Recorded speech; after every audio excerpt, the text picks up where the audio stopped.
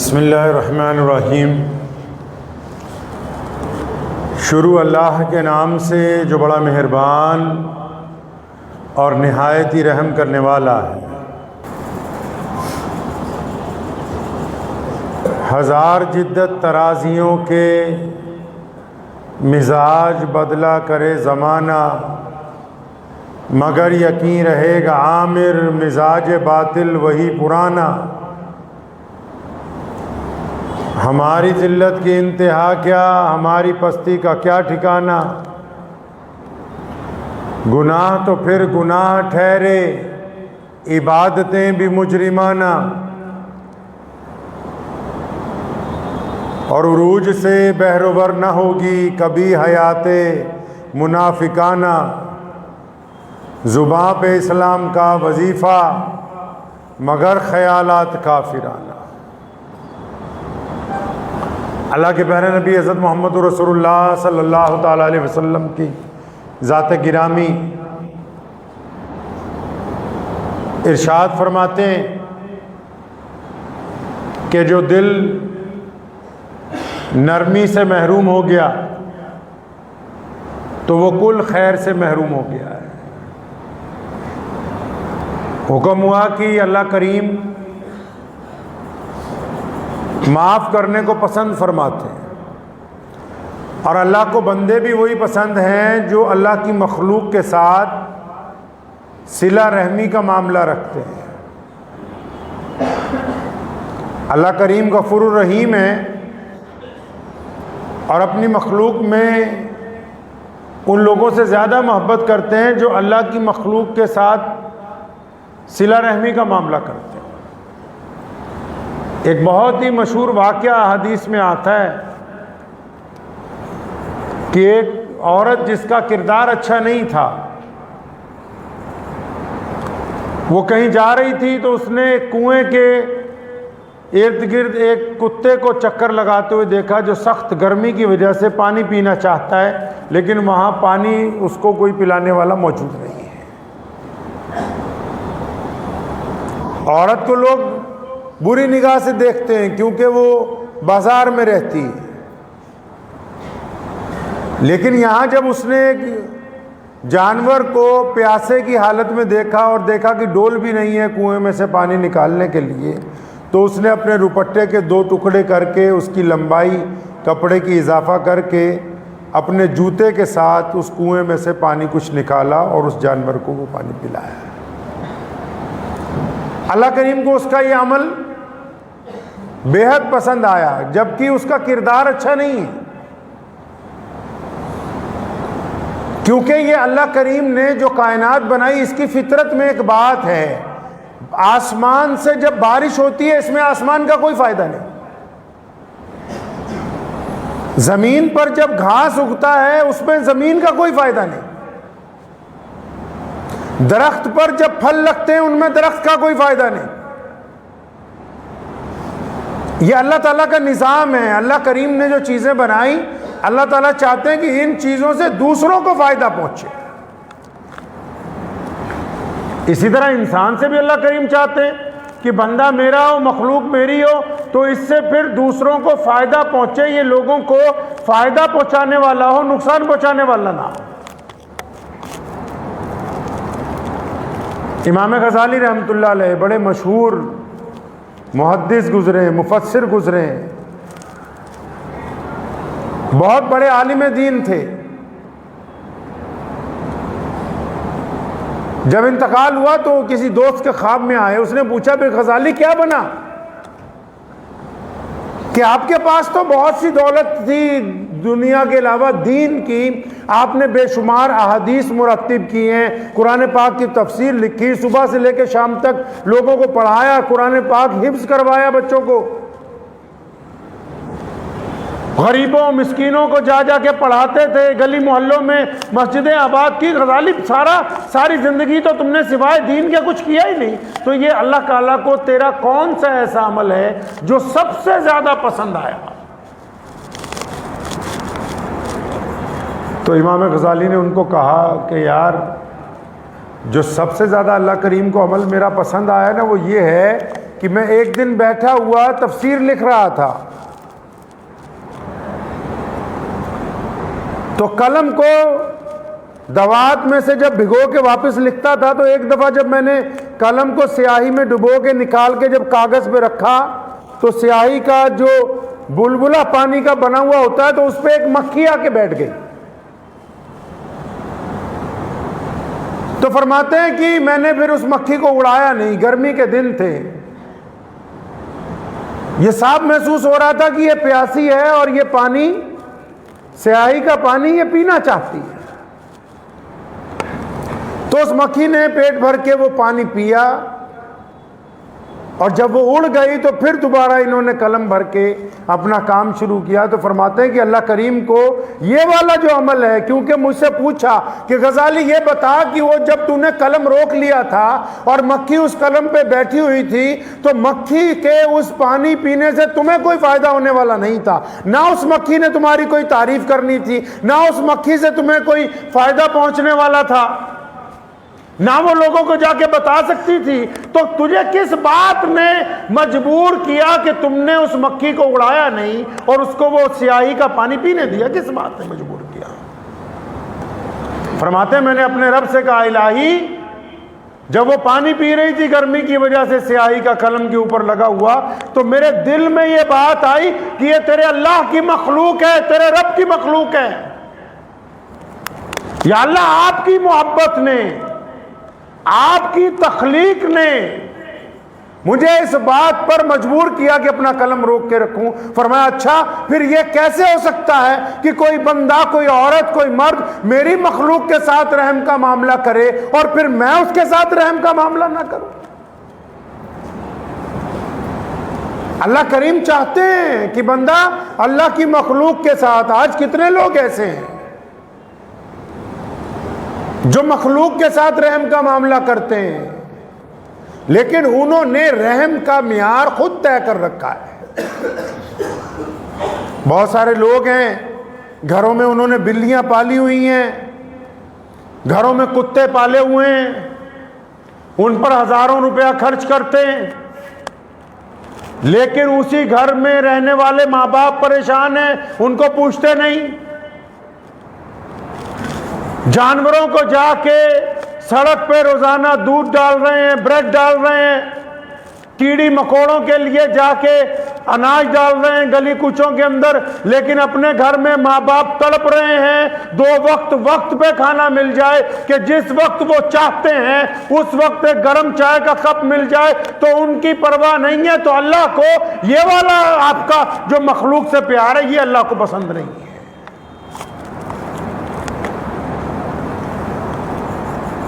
جا کے جانوروں کی مرہم پٹی کر رہے، ٹھیک ہے وہ کرنی چاہیے، لیکن آپ کے پڑوس میں جو رہتا ہے، آپ کو پتہ ہے پیارے محمد رسول اللہ صلی اللہ تعالی علیہ وسلم نے جس روز ارشاد فرمایا وہ ایمان والا ہو ہی نہیں سکتا۔ جب پہلی مرتبہ فرمایا، تمام صحابہ اکرام رضی اللہ تعالی اجمعین الرٹ ہو گئے کہ کس کی بات کرنے لگے۔ دوسری دفعہ نبی علیہ السلام نے پھر فرمایا، خدا کی قسم وہ بندہ مسلمان نہیں، وہ بندہ ایمان والا نہیں، وہ بندہ اچھا نہیں ہے۔ صحابہ کرام رضی اللہ تعالی اجمعین کے چہرے پہ فکر کے آثار نازل ہوئے، پریشانی کے، کہ پتہ نہیں کس کی بات ہوگی، کس کا نام لیا جائے گا، کس کو کہہ دیں گے، ابھی تک اظہار نہیں ہوا۔ تیسری دفعہ نبی علیہ السلام نے پھر ارشاد فرمایا کہ وہ بندہ ایمان والا نہیں ہے۔ سارا مجمع گھبرا گیا، کسی نے ہمت کر کے پوچھا بڑی آہستہ الفاظ میں، یا رسول اللہ کون بندہ ایمان والا نہیں ہے؟ فرمایا ہاں وہ ایمان والا نہیں ہے جس کا پڑوسی اس کے بدماشی کی وجہ سے، غنڈہ گردی کی وجہ سے تنگ ہوتا ہو اس سے۔ ہم تو اس کو گناہ ہی نہیں سمجھتے۔ اب اندازہ لگائیں، ہم اس گناہ کو گناہ ہی نہیں سمجھتے۔ 5 وقت کے نمازی پڑوسیوں پر ظالم ہیں، اچھے داڑھی رکھنے والے، دیندار بننے والے پڑوسیوں کے لیے ظالم ہیں، اچھے متقی پرہیزگار پڑوسیوں پر ظالم ہیں۔ لوگوں کو صدقہ خیرات کرنے والے پڑوسیوں پر ظالم ہیں۔ محمد رسول اللہ صلی اللہ علیہ وسلم نے کیا معیار طے کیا مخلوق سے پیار کا، کہ آپ پڑوسیوں کے ساتھ آپ کا کیا معاملہ ہے، جو آپ کے قریب میں رہتے ہیں اور قربان جائیں پیارے محمد علیہ السلام کی ذات اقدس پر، کی بات میں دنیا کی تمام برائیوں کی رگیں کاٹ کے رکھ دی۔ یہ نہیں کہا کہ پڑوسی مسلمان ہوگا تو پھر تمہیں پہ یہ عذاب ہو سکتا ہے، صرف لفظ پڑوسی کا نام لیا تاکہ پوری دنیا کے انسانوں کو اور بالخصوص مسلمانوں کو یہ سمجھا دیا جائے کہ تم اگر اپنے پڑوسی سے ظالمانہ رویہ اختیار کرو گے، خواہ تمہارا پڑوسی کسی بھی مذہب سے تعلق رکھتا ہو، تو تم ظالموں میں گنے جاؤ گے، انصاف پسند لوگوں میں نہیں۔ اس بات کو آپ بہانہ نہیں بنا سکتے کہ ہمارا پڑوسی مسلمان نہیں ہے، ہمارا پڑوسی ہماری برادری کا نہیں ہے۔ پڑوسی صرف پڑوسی ہے۔ آپ نے کیا اختیار کیا؟ اسلام کہتا ہے معیار اللہ نے طے کیا ہے، مخلوق سے رحم کا معیار اللہ کریم نے طے کیا۔ اللہ کریم اپنے آپ کو غفور الرحیم بتاتے ہیں۔ معیار صرف یہ نہیں ہے کہ چند لوگوں سے محبت کی جائے، چند سے نفرت کی جائے۔ معیار صرف یہ نہیں ہے کہ اپنوں کو بھرپیٹ کھلایا جائے، دوسروں کی طرف نظر نہ کی جائے۔ معیار صرف یہ نہیں ہے کہ امیر ذاتوں کے ساتھ تمیز سے بات کی جائے، غریب کے ساتھ چہرے پہ بات کرتے ہوئے تمہارا رنگ بدل جائے۔ یہ معیار نہیں ہے اسلام کے اندر، اس کو معیار نہیں کہا۔ اسلام نے جو برابری کا نظام پیش کیا کائنات کے سامنے، وہ یہ نہیں کہ 10 آدمی کھڑے ہیں اور آپ کے پاس ساز و سامان ہے کچھ بانٹنے کا، یہ نہیں کہ 10 کو ہم برابر دیں گے۔ سنیں اسلام کا نظام، آپ کے پاس 10 لوگ موجود ہیں، حاجت روا ہیں، یہ نہیں کہ ہم 10 کو برابر دیں گے، نہیں۔ اسلام یہ کہتا ہے جو سب سے زیادہ کمزور ہے اس کو زیادہ دیں گے، جو زیادہ پچھڑا ہوا اس کو زیادہ اوپر اٹھائیں گے، جو زیادہ بیمار ہے اس کی زیادہ توجہ کی جائے گی، جس پر زیادہ ظلم ہوا اس پر زیادہ محبت نچھاور کی جائے گی۔ یہ کیسے ہو سکتا ہے کہ اسلام کے مطابق کہ 10 کو برابر نہیں، جو پہلے سے موجود طاقتور ہیں، صحیح ہیں، درست ہیں، ان کے ساتھ محبت کا اظہار تو کیا جا سکتا ہے، لیکن جب مدد کی جائے گی تو پہلے ان کی جائے گی جو معاشرے میں زیادہ نیچے چلے گئے، تاکہ ان کو دوسروں کے برابر لا کے کھڑا کیا جا سکے۔ صرف یہی صلہ رحمی تو نہیں کہ آپ جانوروں کو کھانا کھلائیں، صرف یہی صلہ رحمی تو نہیں کہ آپ انسانوں کو کھانا کھلائیں، صلہ رحمی یہ بھی تو ہے کہ آپ کسی کے ساتھ مسکرا کے بات کر لیجئے۔ صلہ رحمی یہ بھی تو ہے کہ کسی ظالم کو آپ ظلم کرنے سے روکیں، وہ آپ کی مان سکتا ہے۔ آپ کہہ سکتے ہیں کہ بھائی تم اپنے بھائی پر، بیوی پر، تم اپنے نوکر پر، تم اپنے پڑوسی پر تم ظلم کر رہے ہو، آپ اس لیے چپ ہو کہ اگر آپ کہو گے تو وہ آپ سے ناراض ہو جائے گا، تو آپ اسلام میں ابھی مکمل داخل نہیں ہوئے۔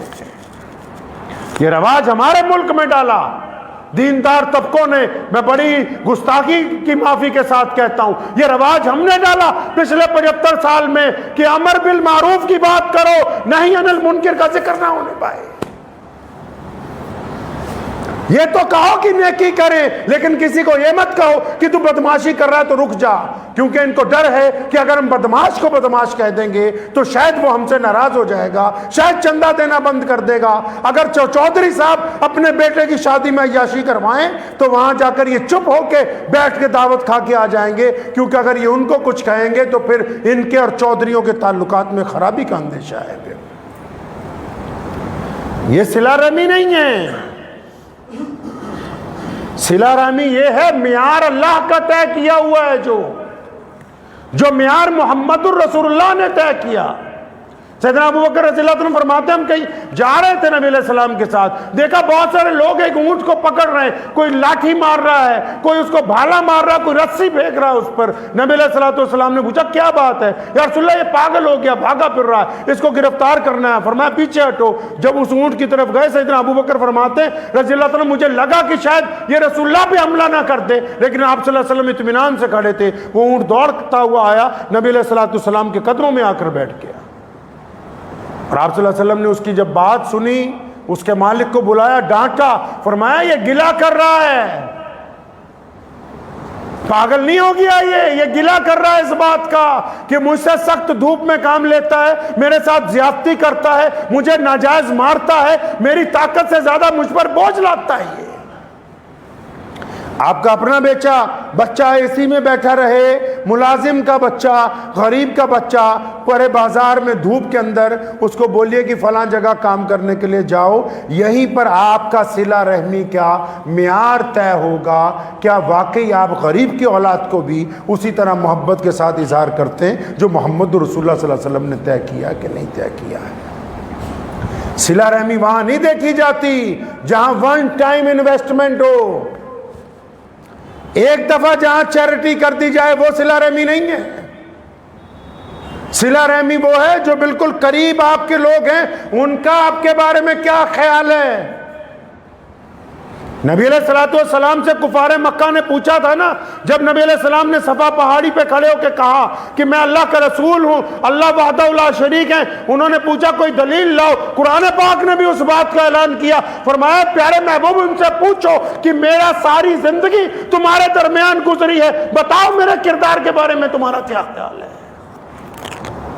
بولتے کیوں نہیں کیا خیال ہے تمہارا کردار کے بارے میں؟ اور پھر دشمن نے کہا کہ یا رسول اللہ صلی اللہ علیہ وسلم آپ 40 سال ہمارے درمیان رہے ہیں، آپ جیسا ایماندار، متقی، پرہیزگار، باحیا، با کردار، با شفا ایسا کوئی بندہ ہی نہیں مکہ مکرمہ میں جو بالکل آپ جیسا اعلیٰ کردار رکھتا ہو۔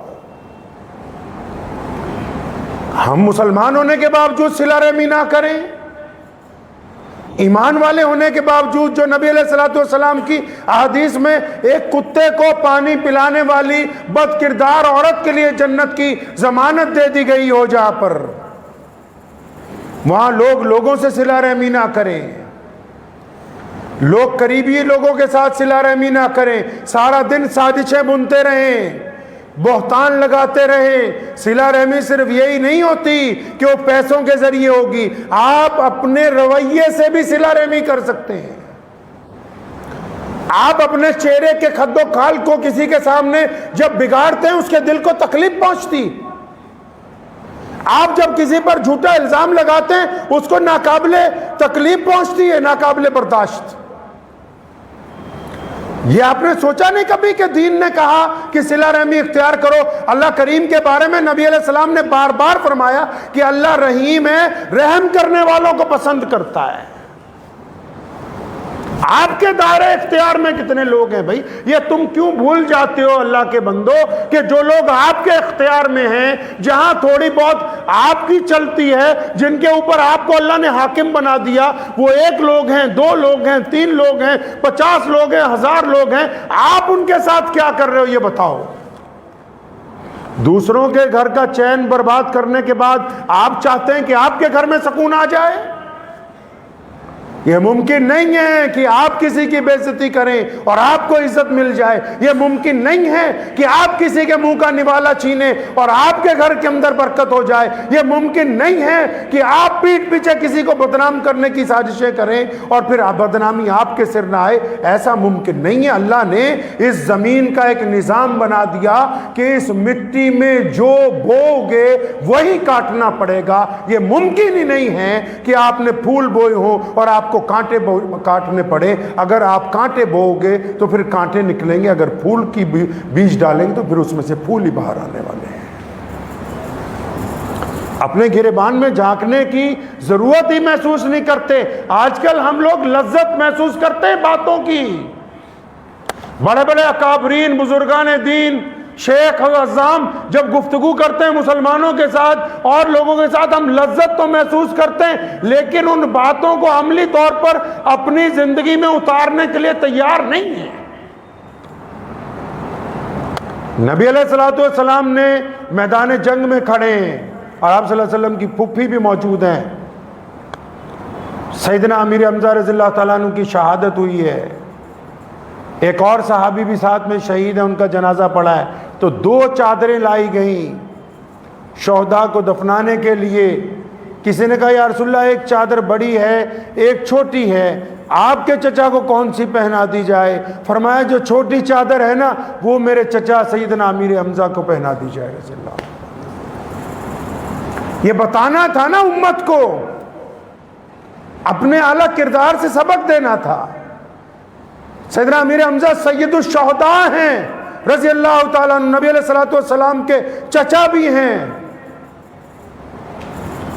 لکھا ہے کہ جب چادر ڈالی ان کے اوپر جنازے پہ، حتیٰ کی سب سے دردناک شہادت جو ہے سیدنا امیر حمزہ رضی اللہ تعالیٰ عنہ کی ہے۔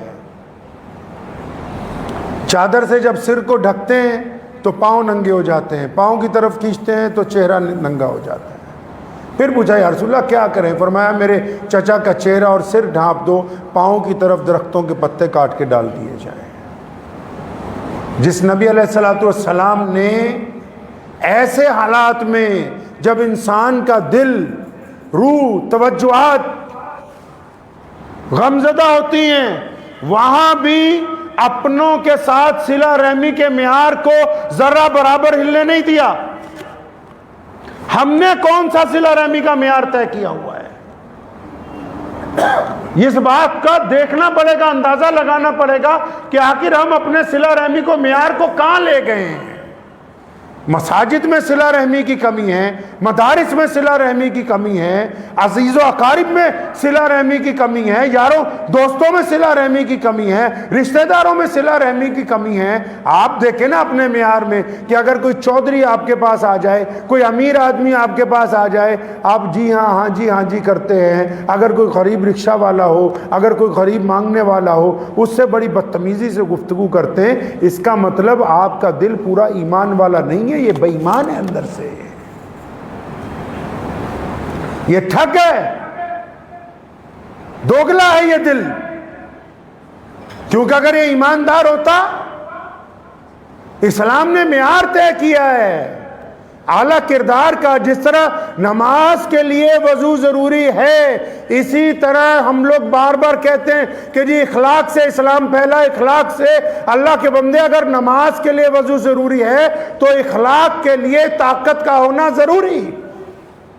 نبی علیہ السلام نے جو مکی زندگی گزاری ہے، اس وقت نبی علیہ السلام نے صبر سے کام لیا، اور جب پاور میں آئے مکۃ المکرمہ میں، پھر اسی مکۃ المکرمہ میں رحم سے کام لیا، لوگوں کو معافی کا اعلان کیا۔ پتہ یہ لگا کہ کسی کو معاف کرنے کے لیے طاقت کا ہونا ضروری ہے۔ اسی لیے اللہ کریم نے نبی علیہ السلام کے ذریعے ہمیں اطلاع دی کہ اللہ تعالیٰ کو بھی طاقتور مومن پسند ہیں بنسبت کمزور لوگوں کے۔ اس کا بھی تو معیار طے کیا گیا نا کہ آپ دوسرے کے ساتھ یہ تو نہیں کہ طاقتور آدمی کی جی حضوری کریں اور غریب آدمی کے ساتھ آپ بدتمیزی کریں، اپنے سے کمزور کے ساتھ آپ کا لہجہ بدل جائے، آپ اس کی طرف دیکھنے کا انداز بدل لیں۔ کیا بات ہو گئی؟ اللہ کریم نے آپ کو اگر عزت دی ہے تو محمد رسول اللہ صلی اللہ علیہ وسلم کے صدقے طفیل عطا فرمائیے۔ کیا کوئی اتنی بڑی بات تو نہیں کہ ہم اگر یہاں نہ ہوتے تو سڑک کے کنارے بیٹھے ہوئے ہوتے؟ کوئی لکھوا کے تو نہیں لایا؟ بہت سارے لوگ ہسپتالوں میں بیٹھے ہوئے موت کا انتظار کر رہے ہیں، بہت سارے لوگ سڑکوں کے کنارے بیٹھے ہیں، ان کے پاس چھت نہیں ہے، گھر نہیں ہے، بہت سارے لوگ لا علاج بیماریوں میں ہیں، بہت سارے لوگ جن کے پاس کھانے کو کچھ نہیں، بھوکے ہیں، پیاسے ہیں، بہت سارے لوگ معذور ہیں، چل نہیں سکتے دونوں ٹانگوں پہ، بہت سارے لوگ ایسے جن کو نظر نہیں آتا۔ اللہ نے آپ پر اپنی نعمتوں کا دروازہ کھلا رکھا ہوا ہے، ان نعمتوں کی شکر گزاری کے ساتھ اللہ کی مخلوق کے اوپر رحم کرنا، اگر یہ جذبہ دل میں نہیں آئے گا تو پھر اللہ تبارک و تعالیٰ کا شکر کیسے ادا ہوگا؟ معیار یہ ہے صلہ رحمی کا کہ آپ گھر میں بھی صلہ رحم ہوں، بازار میں بھی صلہ رحم ہوں۔ صلہ رحمی کا معیار یہ ہے کہ آپ انسانوں کے ساتھ بھی محبت کریں، جانوروں کے ساتھ بھی محبت کریں، چرندوں پرندوں۔ محمد الرسول اللہ نے تو یہاں تک صلہ رحمی فرمائی، فرمایا اگر دریا کے کنارے بھی بیٹھے رہو اور تمہیں جتنی ضرورت ہے پانی کی، بس اتنا ہی پانی استعمال کرنا، غیر ضروری پانی کو گندلا مت کر دینا تم۔ جس دین نے ایک ایک چیز نبی علیہ الصلوۃ والسلام نے، آپ اندازہ تو لگائیں صلہ رحمی اور کیا ہوگی کہ آپ صلی اللہ علیہ وسلم سب کا درجہ بلند کر رہے ہیں. مزدوروں کی بات کر رہے ہیں تو کہتے ہیں مزدور اللہ کا دوست ہے. بیٹی کی بات کرتے ہیں تو کہتے ہیں بیٹی اللہ کی رحمت ہے. بیٹوں کی بات کرتے ہیں تو کہتے ہیں بیٹے اللہ کی نعمت ہے. ماں باپ کی بات کرتے ہیں تو کہتے ہیں کہ اللہ کی رضا میں اور اللہ کے نبی کی رضا میں ماں باپ کی رضا شامل ہے. دوستوں کی بات کرتے ہیں تو فرماتے ہیں کہ اگر تمہارے دوست اللہ کی رضا کے لیے ایک دوسرے سے محبت کرتے ہیں تو جنت میں اکٹھے کر دیے جائیں گے. پڑوسیوں کی بات کرتے ہیں تو ان کے ساتھ صلہ رحمی کا وتیرہ اختیار کرنے کی بات کرتے ہیں. غیر مسلموں کی بات کرتے ہیں تو فرماتے ہیں کہ ان کی کھیتیوں کا، ان کی عورتوں کا، ان کے بچوں کا، ان کے مذہبی مقامات کا احترام کرنا. نبی علیہ الصلوۃ والسلام تو عزتیں بانٹ رہے ہیں، اور نبی کے ماننے والوں کا کیا کام ہے جی؟ نبی کے ماننے والوں کا کیا کام ہے اب؟ کہ وہ بھی نبی علیہ الصلوۃ والسلام کی سنت کے مطابق لوگوں کے ساتھ صلہ رحمی کا معاملہ کریں، اور وہ دائرہ جو ان کے قریب کا دائرہ ہے.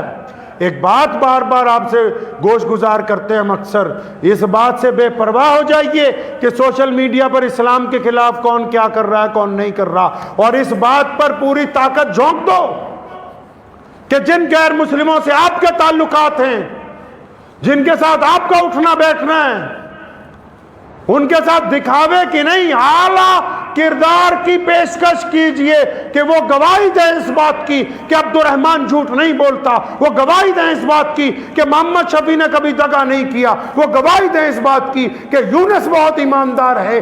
جب تک ہم زمینی سطح پر رسول اللہ صلی اللہ علیہ وسلم کی سنتوں کو اپناتے رہیں گے، دنیا کی کوئی طاقت اسلام کو ایک رتی پیچھے نہیں کر سکتی ہے، ایک رتی پیچھے نہیں کر سکتی ہے. تو اس بات کو ذہن نشین کر لیجئے کہ صلہ رحمی کا جذبہ رکھنا ہم پر لازم ہے، ضروری ہے. کریں گے انشاءاللہ تعالی. اپنے گریبان میں جھانکیے اطمینان سے، گھر میں جا کے اکیلے بیٹھ کے بس اتنا ضرور سوچئے ہماری وجہ سے کتنوں کی آنکھوں میں آنسو آئے آج تک، ہماری وجہ سے کتنوں کا دل دکھا ہے، ہم نے کتنوں کو ٹھوکر ماری ہے. آپ کو یاد آ جائے گا. اور یہ دعائیں وہیں پہ رکی ہوئی ہیں.